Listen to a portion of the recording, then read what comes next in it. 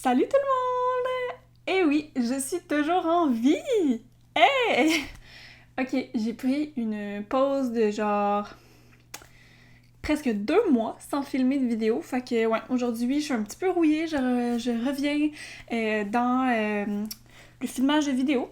Aujourd'hui j'avais envie de vous faire une vidéo de plantes, j'avais envie de vous parler de mes plantes parce que ben, y a pas de raison, en fait. J'avais envie de parler de ça, puis je sais que là, je vous avais dit qu'il allait plus avoir de vidéos face to cam comme ça, mais bon, j'avais envie de faire ça, fait que je me suis dit, ben, je veux pas me restreindre, hein, fait que je vais faire ça.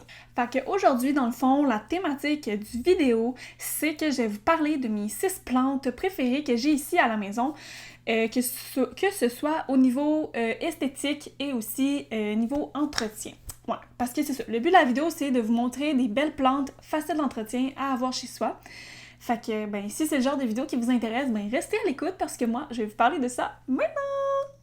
Ok, fait que là, j'ai 6 plantes que j'ai envie de vous parler. Je vais vous parler des plantes, puis au pire, je mettrai des photos ou des vidéos par-dessus pour que vous puissiez voir de quelle plante que je parle parce que je vais utiliser pas mal les noms latins. Pour être sûr qu'on se comprenne puis qu'on aille voir la même plante. Mais dans tous les cas, je vais vous écrire le nom de la plante quelque part dans l'écran. Fait comme ça, vous allez pouvoir aller rechercher. Ou sinon aussi, je vais l'écrire dans la description. Ouais. Fait comme ça, il n'y aura pas de confusion, il n'y aura pas de personne qui se trompe de plante puis qui achète la mauvaise plante. On va tous être sur la même longueur d'onde puis on va tous savoir de quelle plante qu'on parle. Bon, ok. Première plante que j'avais envie de vous parler, c'est le clivia. Le clivia. Bref, une belle plante que je m'étais fait donner et que j'ai malheureusement dû revendre parce que ben, je la trouvais trop grosse, mais j'ai quand même pris la peine de me faire une genre de petite, pas une bouture, là, mais j'ai pris un petit bout de la plante pour me faire ma petite plante. Fait que j'en ai une toute petite chez moi qui, un jour, va devenir grande. Fait que sans plus tarder, ben, je vais vous parler de cette plante-là. Donc, la clivia, c'est une plante qui a une croissance vraiment très très lente. Elle va pousser super lentement, mais c'est vraiment une plante qui peut devenir super belle, super grande. C'est une plante qui vit jusqu'à 50 ans. Fait que juste pour vous donner une idée, oui, elle pousse lentement, mais c'est le genre de plante que tu l'achètes, c'est un investissement, ça coûte quand même cher, mais tu l'as pour toute ta vie. Fait qu'en tout cas, moi je pense que c'est un bon investissement. Ça, je peux dire ça de même. C'est une plante que je considère facile d'entretien parce que, ben, elle n'a pas besoin de lumière nécessairement. Là.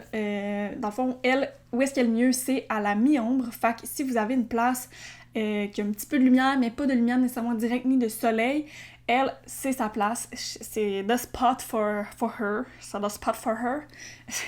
C'est sa place. Puis en plus, ce qui est cool, c'est qu'elle tolère aussi assez bien les températures fraîches. Fait que si, je sais pas, moi, vous oubliez le chauffage, ben elle peut quand même tolérer une température jusqu'à moins 7 degrés. C'est sûr que je vous recommande pas de tester ses limites puis de la mettre à moins 7 degrés, on s'entend, mais dans le climat de maison normale, là, entre 18 et 25 degrés, là, aucun problème, elle vit super bien, même plus chaud encore parce que c'est une plante tropicale, mais c'est ça, elle vit aussi bien dans les températures plus fraîches, fait qu'on n'a pas de problème à y avoir avec elle pendant l'hiver, il n'y aura pas de problème de température à ce niveau-là.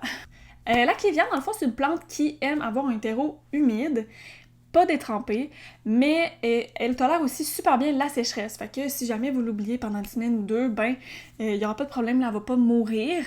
Mais c'est sûr que c'est recommandé de l'arroser environ une fois par semaine, une voire 2 fois, ça dépend vraiment des besoins de votre plante, mais c'est ça.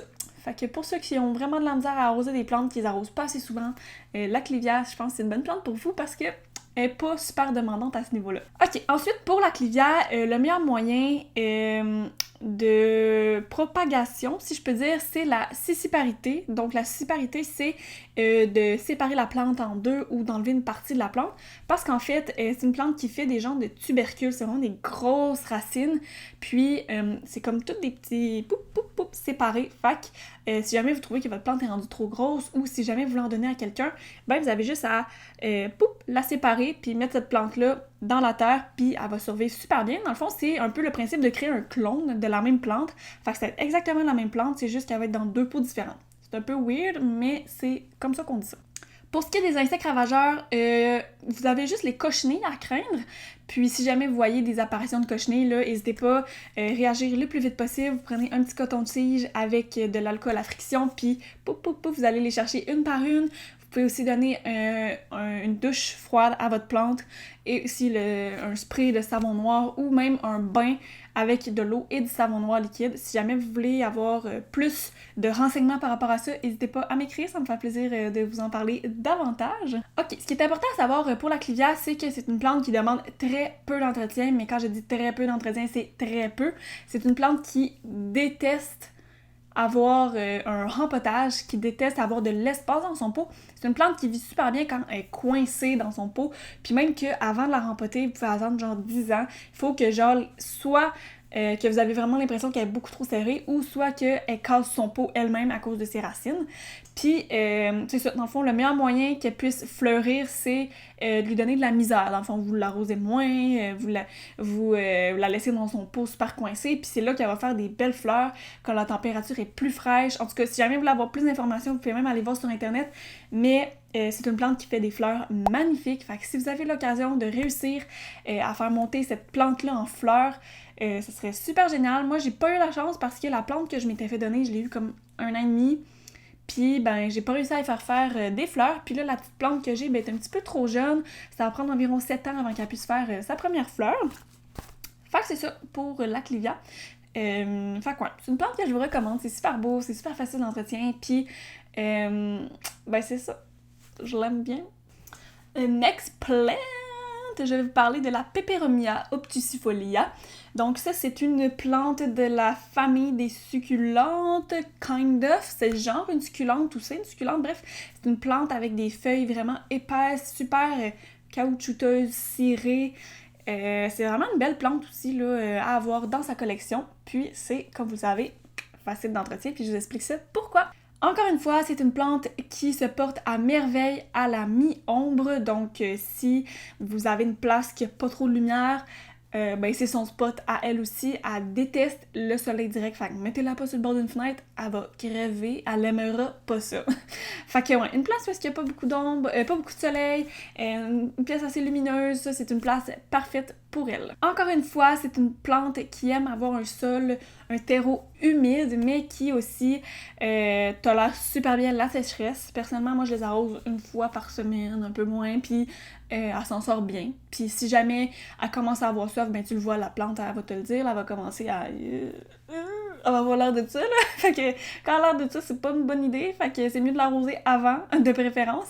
Mais sinon, c'est sûr, elle tolère assez bien la sécheresse, là. Vous pouvez pas l'arroser pendant une semaine et demie, puis il y aura pas de problème avec cette plante-là. La Peperomia... c'est une plante vraiment facile à bouturer. Dans le fond, vous avez juste à couper le bout de la tige. Vous enlevez peut-être une feuille ou deux pour qu'il y ait un bon petit 2 pouces à rentrer dans la terre. Puis c'est tout. Vous mettez ça dans un petit pot, poup, dans la terre, puis vous l'arrosez, puis elle va faire des racines. Puis c'est ça, c'est tout. Elle va commencer à pousser, puis vous allez avoir une deuxième plante. Fait que ouais, par bouture, c'est super facile. Puis je pense aussi même que vous pouvez l'essayer si vous avez plus la main verte ou si vous avez plus de patience avec une feuille. Juste une feuille dans la terre, ça va faire des racines, puis il y a une plante qui va sortir. Mais ça, c'est un petit peu plus long, puis c'est un peu plus touché, ça prend vraiment plus de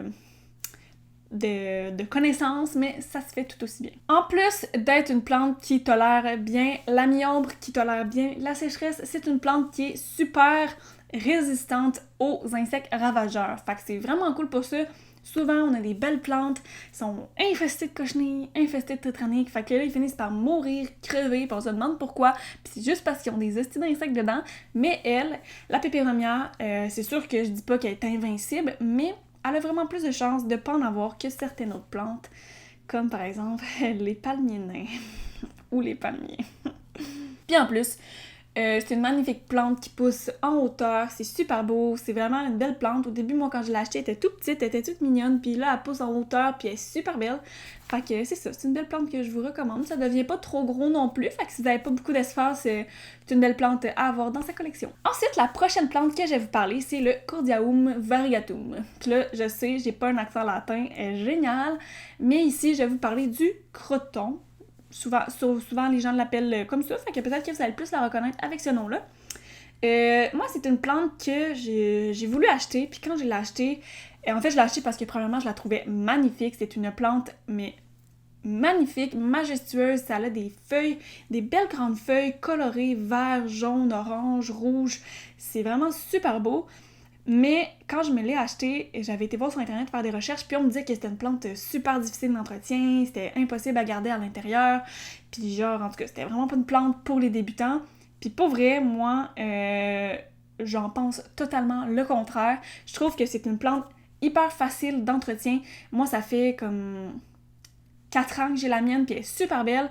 Puis pour vrai, moi je trouve que, pourquoi je trouve que c'est une plante facile en fait, c'est parce que moi je l'appelle ma drama queen, ok? C'est une drama queen parce que aussitôt qu'elle a besoin de quelque chose, aussitôt qu'elle est pas bien quelque part, tu le sais.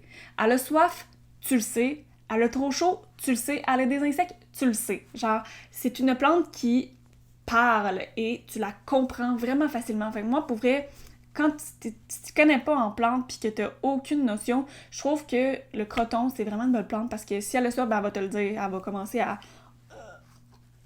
de même. Si elle a trop chaud, ben ses feuilles ils vont brûler. Tu sais, ça peut paraître vraiment difficile d'entretien, mais moi je trouve au contraire, tu le vois tout de suite quand elle va pas bien, fait que tu peux vraiment t'adapter. Puis, aussitôt qu'elle est bien à un endroit, ben, elle pousse super bien, super belle, puis c'est vraiment facile. Fait que pour son entretien, en fait, c'est une plante qui est super bien en plein soleil et elle tolère aussi super bien la mi-ombre. Personnellement, la mienne est à la mi-ombre, ce qui fait qu'elle est plus foncée, elle a un feuillage plus vert, mais si vous la mettez en plein soleil, ben, elle va avoir tendance à avoir des feuilles plus jaunes, rouges, oranges. Fait que c'est vraiment beau. Fait que selon la plante que vous voulez avoir, si vous la voulez plus colorée ou moins, ben vous la mettez à un endroit en conséquence. C'est une plante qui aime beaucoup le terreau humide, comme j'ai dit tantôt, si le terreau est sec, vous allez le voir tout de suite, elle va commencer à être en stress hydrique qu'on appelle, elle va commencer à avoir chaud, elle va être tout molle, tout flétrie, fait que vous l'arrosez, puis 10 minutes après, whoop, elle est redevenue belle, elle, le problème est réglé. Comme j'ai dit, c'est vraiment une drama queen. C'est une plante qui est propice à avoir des tétraniques et des cochenilles. Fait que juste faire attention à ça, le niveau d'humidité pour les tétraniques puis les cochenilles, ben là, tu sais, juste vraiment observer. Mais sinon, en général, moi, la mienne, j'ai pas vraiment eu de problème avec. Puis si jamais j'ai eu un problème, comme j'ai dit tantôt, les solutions, ils sont là, on peut toujours essayer de régler le problème. Puis ce qui est le fun avec le coton, c'est que c'est une plante qui peut devenir assez grande parce que dans son habitat naturel, si je peux dire, c'est un arbuste, fait que ça devient quand même grand. C'est pas un arbre, là, c'est vraiment un gros arbuste. Puis, c'est ça. Fait qu'à l'intérieur, ça peut devenir super beau, super grand. Mais moi, la mienne, mettons, ça fait 4-5 ans que je l'ai, puis tu sais, elle est pas si grande que ça non plus, là. Elle est environ ça de grande. Ouais. Fait que c'est quand même une belle plante. Ensuite, une autre plante que j'ai envie de vous parler, c'est le Ficus elastica, sûrement que vous le connaissez. C'est tellement une belle plante. Personnellement, c'est une de mes plantes préférées. C'est quand même vraiment facile d'entretien, puis je vous explique tout ça maintenant. Le ficus, c'est une plante qui vit super bien en plein soleil ou dans une pièce hyper lumineuse. Ça a besoin de beaucoup de lumière. Fait que c'est sûr que si vous avez un appartement qui a moins de luminosité, c'est peut-être pas la plante que je vous conseille le plus, mais c'est ça. Pièce lumineuse, soleil direct, tout ça, ça lui convient super bien. Encore une fois, c'est une plante qui aime bien avoir un terreau humide, mais qui tolère vraiment très bien la sécheresse. Personnellement, la mienne, des fois, je l'arrose pas pendant une semaine ou deux, puis ça va super bien de son côté, elle perd pas trop de feuilles, on s'en sort super bien. Avec moi et elle, ensemble, on s'en sort bien, on a une belle relation. Par contre, elle a un petit point faible, cette plante-là, c'est une plante qui est sensible aux tétraniques, aux cochenilles et aux thrips. Ça, c'est des insectes ravageurs. Mais si vous faites attention, là, il ne devrait pas avoir de problème. Mais c'est sûr que ça peut toujours arriver. Puis, aux premiers symptômes que vous voyez, il faut juste réagir un petit peu plus rapidement pour l'aider à ce qu'elle ne meure pas. Parce qu'on s'entend, c'est tellement de belles plantes, on veut pas que ça meure.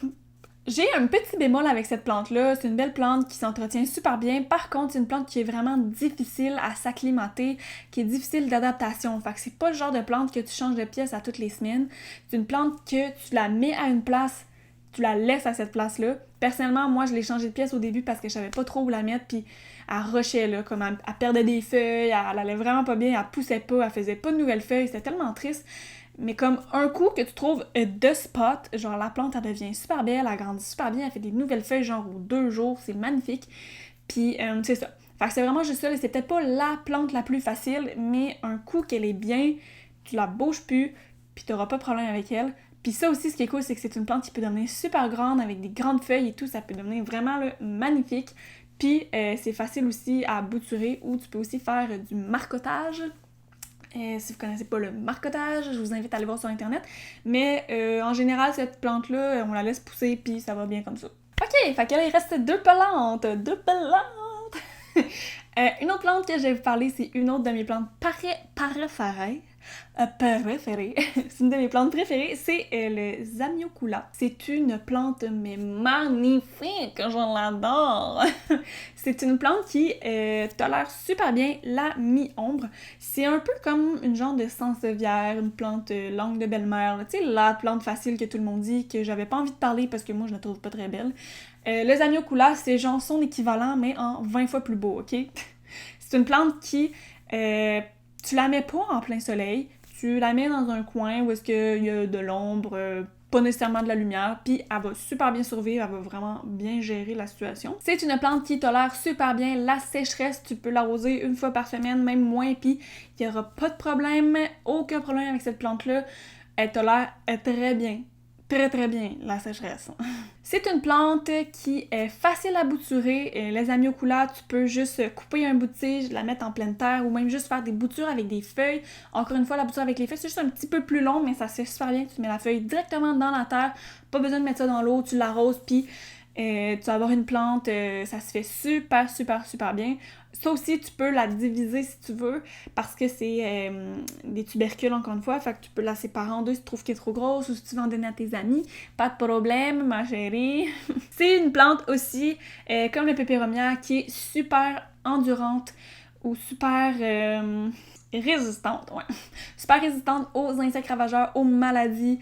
Pour vrai, cette plante-là, c'est un truck. C'est un monster truck. Moi, j'ai jamais eu de problème avec ça. Le seul problème que j'ai eu avec, c'est mes chats qui essayaient de la bouffer au début. Mais mes chats, j'ai réussi à les dompter. Puis ils mangent plus mes plantes, ou très rarement. Fait que c'est ça. La Zamioculum, selon moi, c'est the one. Ok, tu veux une plante, si tu connais pas, t'es nul à chier en plante, prends un Zamioculum ou un ZZ Plant si tu préfères. C'est tellement une plante facile d'entretien, j'en reviens pas, pis c'est tellement beau en plus, pour vrai, je recommande cette plante-là fois 1000. Et ensuite, la dernière plante dont je vais vous parler, c'est la Epipreum aureum. Oui, je connaissais le nom par cœur. En français ou en langage commun, s'il vous plaît, c'est le pothos, que vous connaissez tous sûrement déjà. C'est une plante hyper populaire, hyper connue. C'est la plante tombante par excellence. Si tu veux une plante tombante magnifique, prends un pothos. C'est facile d'entretien. J'en ai un juste ici, en arrière. On le voit ici, là. Ça, c'en est un pothos. Je vous montrerai d'autres images si jamais j'en ai 3 chez moi, 3 différents. Je trouve ça magnifique. C'est tellement beau, c'est facile d'entretien, puis en plus, tu peux l'avoir en plusieurs variétés et couleurs, si je peux dire. Tu peux avoir un pothos vert flash, tu peux avoir un pothos vert flash et vert foncé, un pothos avec des taches dorées, des taches argent, un pothos avec du marbré dessus. Il y a toutes sortes, tu peux même en avoir un juste avec les feuilles vertes. Il y en a pour tous les goûts des pothos. C'est magnifique, c'est tellement beau, puis c'est tellement facile d'entretien, j'en reviens pas. Un fait intéressant sur cette plante que j'ai vu, c'est une plante pothos, ou le nom en latin là, que je vais pas redire, là. Ça signifie plante du bonheur. Fait que c'est tellement mignon. C'est genre, à ce qui paraît, c'est une plante qui apporte du bonheur dans les maisons. Fait que pour vrai, si vous avez besoin de bonheur, ben procurez-vous un pothos. Le tout avec le craquement de mon petit doigt. Excellent. C'est une plante qui aime les pièces lumineuses à mi-ombre. C'est pas une plante qu'on va aller mettre en plein soleil parce qu'elle va avoir de la misère à gérer, là, ses feuilles vont sécher, puis c'est pas nécessairement recommandé. Fait que mi-ombre, pièces lumineuses, c'est parfait. C'est une plante qui, encore une fois, aime avoir un terreau humide. C'est une plante qui tolère assez bien la sécheresse, mais pas trop, parce que si vous tester ses limites un peu trop, ben il va y avoir des petites feuilles à la base qui vont commencer à sécher, faner et tomber. Fait que pour ça, ben c'est pas l'idéal, donc juste assurez-vous de l'arroser là, deux fois par semaine, là, selon ce que votre plante a besoin. Le meilleur truc pour savoir si une plante a soif, c'est le truc du doigt. On rentre le doigt dans la terre. Si la terre est humide, on n'a pas besoin d'arroser. Si la terre est sec ou presque sèche, ben il faut l'arroser. C'est une plante hyper facile à bouturer. Tu peux la bouturer de plein de manières. Tu coupes un bout de tige, tu la mets dans l'eau. Tu coupes un bout de tige, tu la mets dans la terre. ça va fonctionner. Dans tous les cas, ça va fonctionner, ça va marcher, ça va faire une belle plante. Puis même que c'est recommandé d'un moment donné couper les tiges un petit peu, là, pas au complet, là, juste pour que ta plante elle soit plus fournie, qu'elle soit plus revigorée, pour pas qu'elle pousse juste en longueur, puis qu'au final il y ait 2-3 petites branches super longues. C'est pas, tu sais, c'est beau qu'elle tombe, mais c'est beau qu'elle soit fournie et qu'elle tombe. Fait qu'il faut avoir un juste milieu entre le tombant et le pas tombant. Fait que c'est ça. Si vous voyez que votre plante elle pousse en longueur, ben à un moment donné, tu sais, coupez-la, puis même la tige que vous avez coupée, si elle est longue, vous pouvez la couper en 2 ou en 3, puis juste vous assurer de suivre le... Je sais pas comment l'expliquer, mais tu sais, si la tige est dans ce sens-là, puis que vous la coupez en 3, ben s'assurer que le bout qui était en haut, ben c'est le bout qui va aller dans la terre, pour que le bout continue tout le temps. Parce que, tu sais, la plante, elle peut pas pousser dans le sens inverse. Je sais pas, j'essaierai de voir si je peux pas trouver une image, si c'est clair. Mais, ouais, c'est ça. Juste s'assurer de suivre la direction de la sève, si je peux dire. Ouais, est-ce que c'est clair? Dites-moi ça dans les commentaires si c'est pas clair. Je vous expliquerai ça plus clairement. C'est une plante qui est belle mais pas parfaite. Elle a des petites faiblesses pour les cochenilles et les tétraniques, mais ça, moi je pense que la majorité des plantes ont leurs faiblesses, que ce soit au niveau des maladies ou que ce soit au niveau des insectes ravageurs. Faut juste faire attention à ça. En fait, c'est pas question de faire attention à ça, c'est surtout de faire attention d'être à l'écoute de sa plante. Ouais, si vous voyez qu'elle commence à pas bien aller, il faut pas prendre en considération, comme j'ai dit dans une autre de mes vidéos, que c'est parce qu'elle a soif. Ok? Si elle va pas bien, des fois, c'est pas juste parce qu'elle a soif. Souvent, c'est parce qu'elle a plus soif qu'elle va pas bien. Fait que dans tous les cas, assurez-vous d'être à l'écoute de votre plante puis de savoir vraiment comment bien l'entretenir. Ok, fait que j'ai terminé. J'espère que c'est une vidéo qui vous a plu. Moi, j'adore parler de plantes, je suis passionnée de plantes, puis ça va me faire plaisir là, de répondre à vos questions. Si vous avez des plantes qui vous intéressent mais que vous savez pas trop, ben n'hésitez pas à me le dire. Bon, j'ai eu un petit problème technique avec ma caméra. Je me suis rendu compte que la scène, elle s'était pas filmée. Fait que là, mon setup est tout défait, là, c'est pour ça que là, je tiens ma caméra dans mes mains, ça shake peut-être, la luminosité est pas pareille. Mon micro est débranché, fait que on va espérer que le son, ce soit pas trop merdique. Mais dans le fond, c'est ça. Je voulais juste faire la conclusion de ma vidéo. J'espère que vous avez aimé la vidéo, puis n'hésitez pas à laisser un commentaire ou un like en dessous de ma vidéo. Ça me ferait super plaisir. Si vous avez des questions à propos de n'importe quelle plante, whatever, n'hésitez pas à me le dire, ça me fait plaisir de vous répondre. Je voulais aussi vous dire que je suis rendue avec un Twitter, fait que si ça vous intéresse de me suivre sur Twitter, mon nom c'est Kalia Bloom ou Bloom Kalia. Je mettrai le nom là juste ici. Ça me ferait aussi plaisir si vous alliez me suivre, parce que pas beaucoup de monde qui me suit. Fait que c'est ça. Dans le fond, je vais juste vous dire un gros merci d'avoir regardé la vidéo. Puis nous, ben, on se retrouve très vite, ou pas, pour une prochaine vidéo. Je vous aime. Bye bye!